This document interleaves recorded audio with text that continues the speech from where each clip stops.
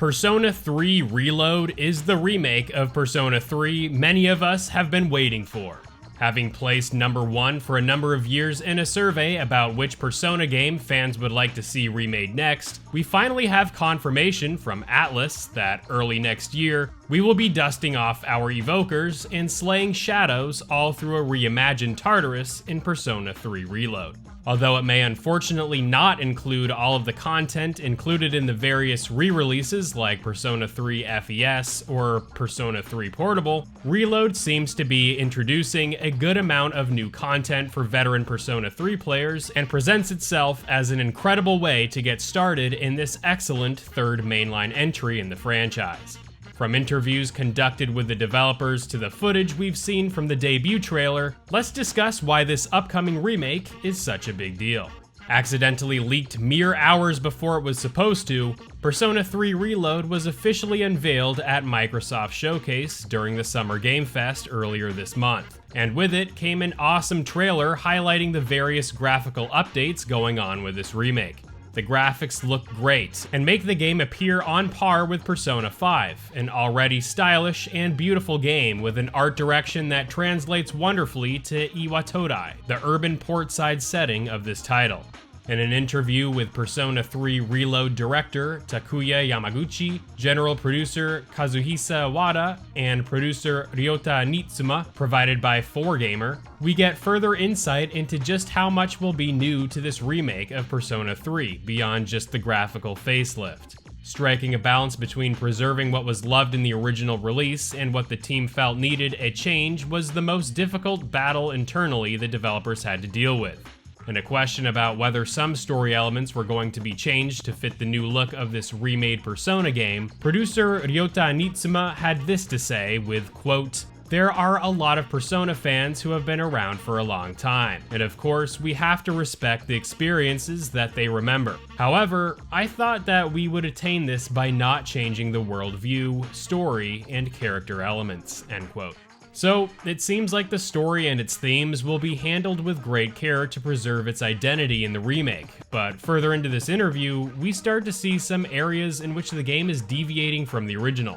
I have compiled a list of 4 key areas in which Persona 3 Reload will differentiate itself from the original PS2 release, with the first element noting that there will be no more sick status in which the party members in Tartarus will not get tired and fatigued. In the original game, players needed to manage each battle member's condition when exploring the dungeon, where if a party member were to get heavily fatigued and sick, that party member could decide to pack up and leave mid-dungeon crawl. While some older fans of the franchise may miss having this fatigue element here in the remake, game director Yamaguchi explains the team's reasoning for the mechanic's exclusion with, "In the current Persona titles, I think the basic way to enjoy the game is to schedule and plan what to do each day and time. But the physical health system creates additional stress for that playstyle. Due to its randomness, it is harder for the player to manage their time, and when they get fatigued or get sick, they can't take the actions they originally wanted to take."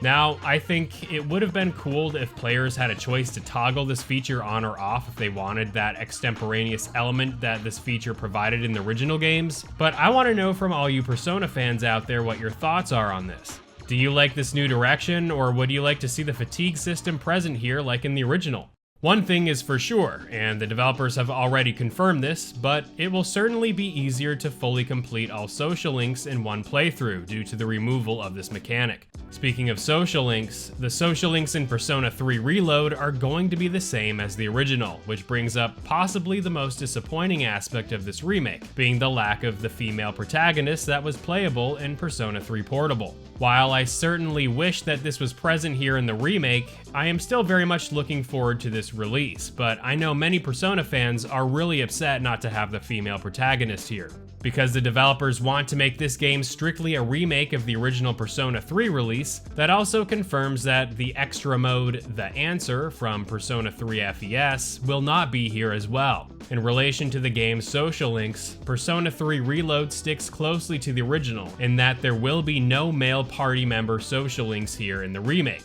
but expect to see extra story content from the male party members that were not present in the original game, to flesh their stories out more. Director Yamaguchi states, "Since social links remain the same as in the original, we can't give them new ones. However, we will prepare content which shows their character and their relationships with the main character in a different way. What this means is yet to be seen, but I would expect the story to pepper in more story elements diving into these specific battle characters to give them more of a fleshed out story throughout the game's progression. I think we will all be happy to hear that all of the rank up social link events will be fully voiced in Persona 3 Reload, which hopefully becomes the norm in the franchise going forward. I feel like these scenes just feel more expressive and meaningful with the voices in the social links. It should also be noted that the game's characters for the English cast are completely recast and new in Persona 3 Reload. Whether or not some lines will be tweaked is something I haven't seen confirmed, but I will keep you posted on that should I learn more about it.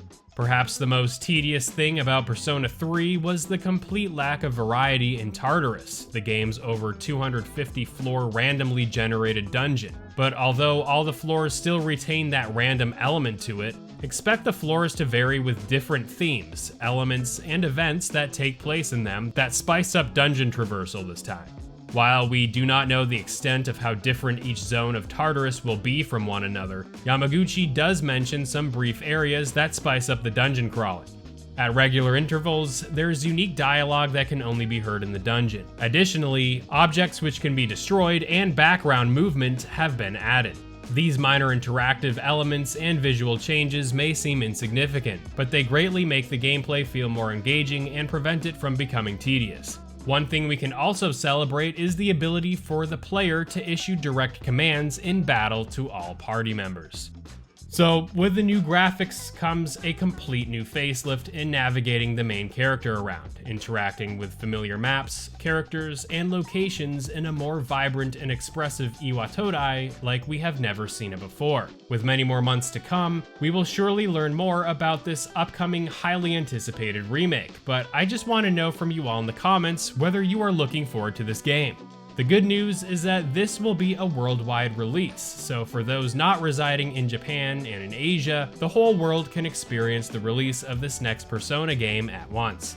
While I am incredibly excited for this game, I know that there are some fans out there that wish for things like the answer being included and the female protagonist. But it looks like elements from those games, mainly the social links introduced in FES likely to return, and the ability to issue direct commands in battle from Persona 3 Portable will be present here. Regardless, let me know your thoughts in the comments below. Make sure to stay tuned to the channel for more Persona 3 Reload content, along with a giveaway I am going to do of the game later this year.